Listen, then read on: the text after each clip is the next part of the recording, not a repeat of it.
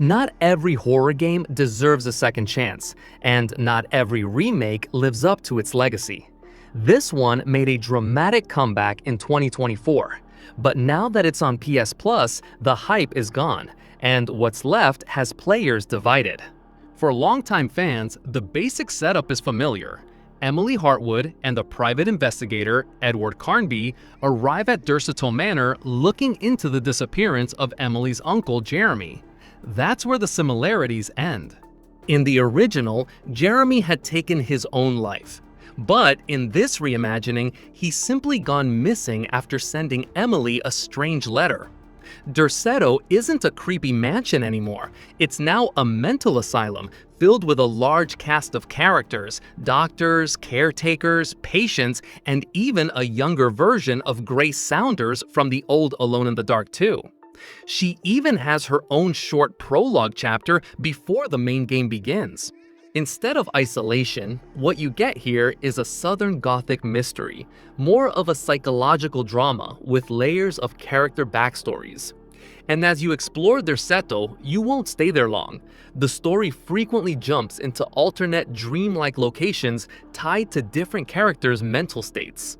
Half of the game takes place in Derceto, while the rest throws you into surreal, symbolic environments that shift tone fast.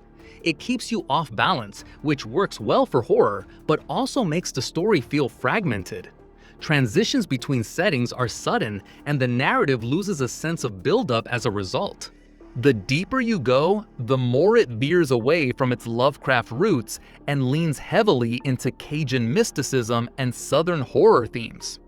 While this gives the game its own unique identity, it may not hit the mark if you're expecting cosmic horror. You get to choose between playing as Emily or Edward, and while most of the game is identical regardless of who you pick, there's around 60 to 90 minutes of exclusive content for each.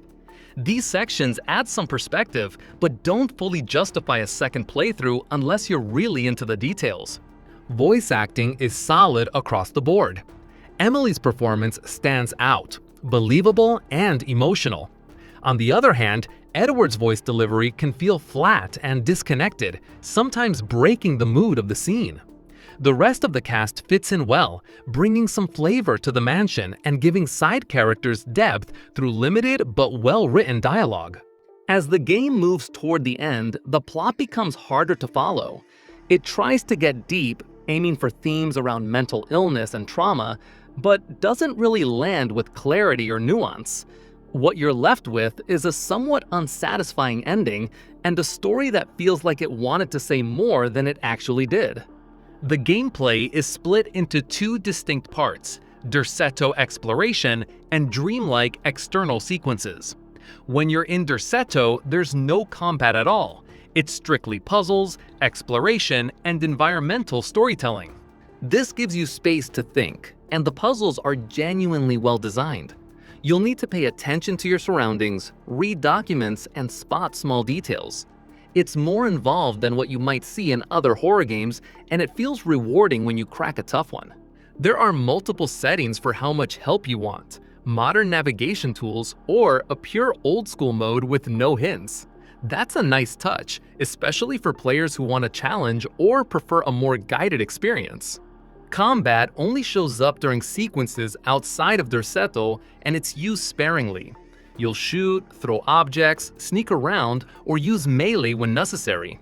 But don't expect constant action. This isn't a Resident Evil remake. This is a slower-paced, more psychological game where combat feels like a tool, not the focus. That said, enemy encounters are intense. There's always that tension because resources are limited, spaces are tight, and enemies move quickly. The game throws you off with weird environments and disturbing visuals during these fights, making each one feel like it matters, even if they're few and far between. The combat system gives you options: stealth, distraction items, environmental weapons, and that variety is appreciated. It's not perfect though. Some mechanics like dodging can feel overpowered, and the balance between difficulty and survival feels a bit uneven at times.